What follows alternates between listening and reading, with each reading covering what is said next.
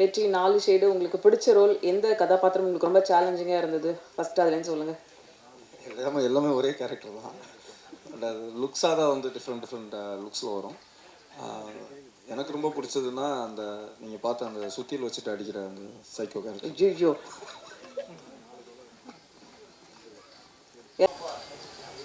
என்கிட்டயா? உங்களுக்கு நீங்கள் சூஸ் பண்ணுற கேரக்டர்ஸ் எல்லாம் சொல்கிறாங்க, கேட்குறாங்க. இல்லை, வர ஸ்கிரிப்ட் அப்படி தான் வருது. இப்போது 2-3 படம் நம்ம ஃபேமிலி என்டர்டெயின்மெண்ட்டாக பண்ணியிருக்கேன். ஸோ ஒன்று ஒன்றா தான் வரும். இப்போதைக்கு இதுதான் வந்திருக்கு. ஸோ இதை பார்த்துட்டு எப்படி இருக்குன்னு சொல்லுங்கள்.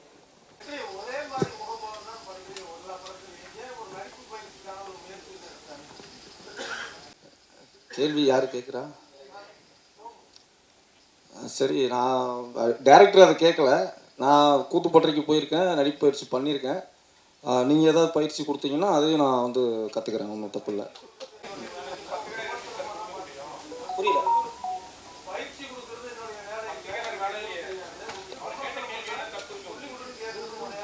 இல்லை, தப்பு இல்லைங்க. நான் சரிங்க, சாரிங்க, மன்னிச்சிருங்க. கண்டிப்பாக ஐ வில் ட்ரை. என்னோட இயக்குனர் என்ன சொல்கிறாங்களோ அதை நான் கேட்குறேன். ஓகேவா? நீங்கள் கண்டிப்பாக மெமரிஸ் பார்த்துக்கப்புறம் இந்த கேள்வி கேட்கலன்னு தான் நினைக்கிறேன். மெமரிஸில் வந்து அவ்வளோ சூப்பராக நடிச்சு. இல்லையா, எல்லா படத்துலையும் ஒரே முகப்பாவனைன்னா நீங்கள் எத்தனை படம் என்னோட படம் பார்த்துருக்கீங்கன்னு எனக்கு தெரியல. நான் எடுத்தோட்டங்களில் வேறு மாதிரி எக்ஸ்பிரஷன் இருந்தது, ஜிவியில் வேறு மாதிரி இருந்தது, கேர் ஆஃப் காதலில் வேறு மாதிரி இருந்தது. கேர் ஆஃப் காதல் நீங்கள் பார்த்தீங்கன்னு எனக்கு தெரியலையே. கேர் ஆஃப் காதலில் இருக்க மாதிரியே தான் இப்போவும் இருக்கேன், தெரியலையே.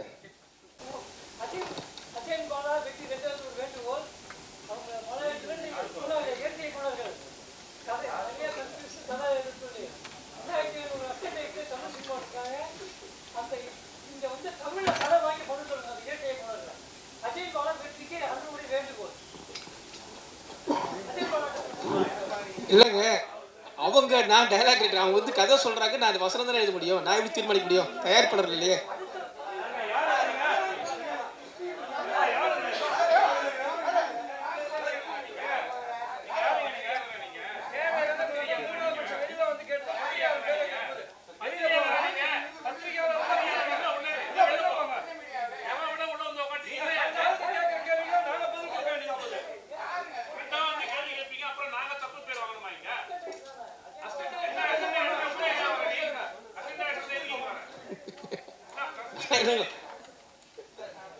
அவங்க டைலாக் எழுத முடியலன்றதை என்கிட்ட சூஸ் பண்ணாங்க. நான் எழுதி ப்ரொஃபஷன் தானே, நான் டைலாக் ரைட்டர், நான் ப்ரொஃபஷன் அப்படி தான் பண்ண முடியும்.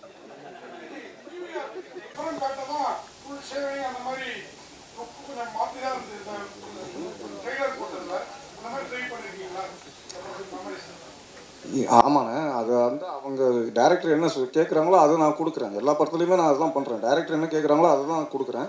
அது டைரக்டருக்கு பிடிச்சிருந்தா ஓகே பண்ண போகிறாங்க, இல்லைனா ரீடேக் எடுக்க போகிறாங்க, இல்லைனா வேறு ஆர்டிஸ்ட் மாற்ற போகிறாங்க, அவ்வளோதான். என்னோடய வேலை வந்து நடிக்கிறது. எப்படி என்ன எமோஷன் வேணுமோ அதை அவங்க கேட்குறாங்க, அவங்க ஓகே பண்ணால் நான் ஓகேன்னு நான் போகிறேன், இல்லைன்னா ரீடேக் எடுக்க போகிறோம், அவ்வளோதான்.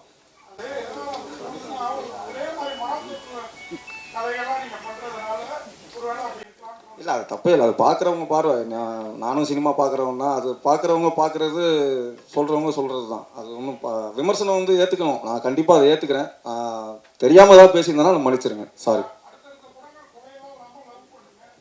இல்லை, அதை தான் சொல்கிறேன். அந்த கேர் ஆஃப் காதல்னு ஒரு படம், அதையே மறந்துட்டாங்க. அதை பார்க்காதவங்க வந்து ஒரே மாதிரி மூஞ்சி அப்படின்றாங்க. அது பார்த்துட்டு அதுக்கப்புறம் பேசுனா ஓகே. பார்க்காமலே வந்து நீ இப்படி தான் அப்படின்னு ஜட்ஜ் பண்ணால் சரி, அது அவங்க அவ்வளோதான் அப்படின்னு. ஓகே, நன்றி. மெமரிஸ் படத்தின் பத்திரிகையாளர் சந்திப்பிற்கு வந்திருந்து சிறப்பு சேர்த்த அனைவருக்கும் நன்றி. வணக்கம். தேங்க்யூ. முடிச்சுக்கலாம்.